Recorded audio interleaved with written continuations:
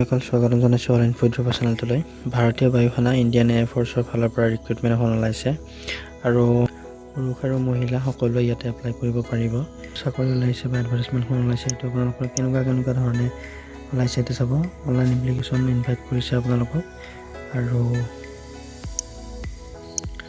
SSC short service commission branch যিটো flying branch ওলাইছে, flying ব্ৰাঞ্চৰ পৰা ওলাইছে আৰু পাৰ্মানেণ্ট কমিশ্যন PC তাৰ পৰা আৰু SSCৰ পৰা ground duty technical and non technical post ব্ৰাঞ্চৰ কাৰণে ওলাইছে।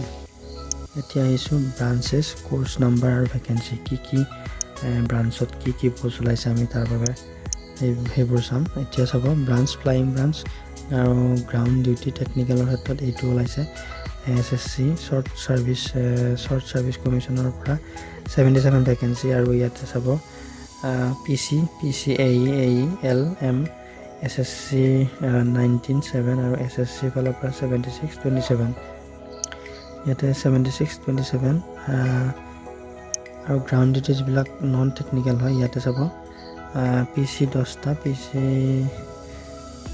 SCCTS একাউণ্টেণ্ট চাগে, একাউণ্টেণ্ট আৰু লজিষ্টিকৰ ফালৰ পৰা 8টা, একাউণ্টেণ্টৰ পৰা 4টা আৰু SSC ফালৰ পৰা ওলাইছে 41টা, SSC ফালৰ পৰা আৰু একাউণ্টেণ্ট ওলাইছে 17টা আৰু লজিষ্টিকৰ ওলাইছে SSC ফালৰ পৰা 38টা।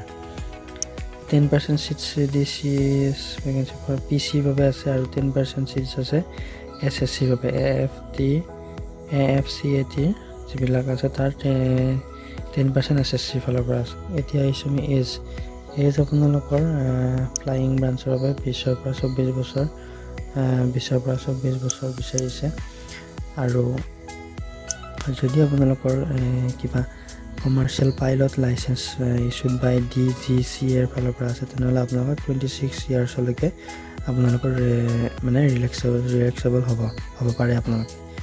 এইটো হ'ল ফ্লাইং ব্ৰাঞ্চৰ কাৰণে কোৱালিফিকেশ্যনৰ বিষয়ে। আৰু এডুকেশ্যন কোৱালিফিকেশ্যন আপোনালোকৰ ফ্লাইং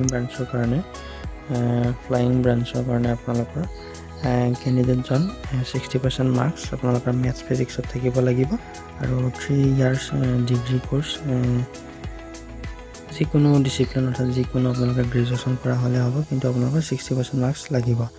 নতুবা আপোনালোকে BE বা BTech ডিগ্ৰী আপোনালোকে যদি 4 ইয়াৰ্ছ কোৰ্চ কৰিছে তেনেহ'লে তাতো 60% থাকিলে আপোনালোকৰ হৈ যাব। আহিছোঁ গ্ৰাউণ্ড ডিউটি টেকনিকেল ব্ৰাঞ্চটো, ইয়াতে এৰ'নটিকেল ইঞ্জিনিয়াৰ, ইলেক্ট্ৰনিক ৰেল আৰু আপোনালোকৰ ইয়াতো 50% মাৰ্কছ ফিজিক্স আৰু মেথছত হায়াৰ ছেকেণ্ডেৰী লেভেলত আপোনালোকে পাব লাগিব আৰু মিনিমাম আপোনালোকৰ 4 year degree graduation integrated post graduation আপোনালোকে ইঞ্জিনিয়াৰিং বা টেকন'লজি ৰিকগনাইজ ইউনিভাৰ্চিটিৰ পৰা আপোনালোকে ক্লিয়াৰ কৰাব লাগিব। A আৰু B এক্সামিনেশ্যন যিটো এছ'চিয়েটছত membership of institution of engineer আৰু এৰ'নটিকেল ছ'চাইটি আপোনালোকে গ্ৰেজুৱেট মেম্বাৰশ্বিপ এক্সামিনেশ্যন আপোনালোকৰ 60% মাৰ্কছ থাকিব লাগিব।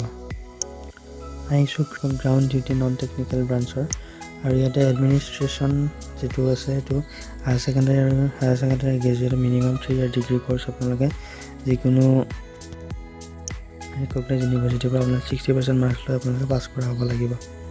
আৰু নেক্সট পোষ্টটো হৈছে আপোনালোকৰ একাউণ্টছ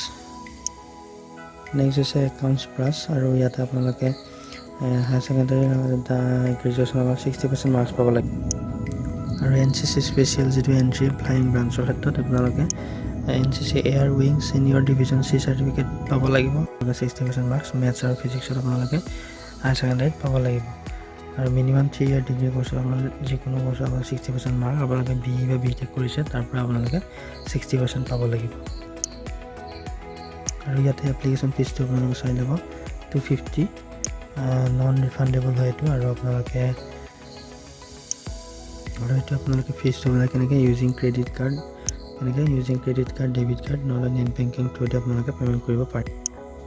আৰু শেষত চাব আপোনালোকে ডেটটো অনলাইন এপ্লাই আপোনালোকে 1 ডিচেম্বৰৰ পৰা অনলাইন ষ্টাৰ্ট হৈছে আৰু আপোনালোকে অনলাইন ক্ল'জ হ'ব 30 তাৰিখলৈ, গতিকে টোটেলি এমাহ সময় আপোনালোকে আছে, এমাহৰ আপোনালোকৰ হাতত সময় আছে, গতিকে আপোনালোকে অতি সোনকালে আপোনালোকে অনলাইন এপ্লাই কৰি ল'ব। আৰু ইয়াৰ এপ্লাই কৰা লিংকটো মই আপোনালোকক ডেছক্ৰিপশ্যনত দি দিম, আপোনালোকে ডাইৰেক্টলি তাৰ পৰা গৈ আপোনালোকে অনলাইন কৰিব পাৰিব।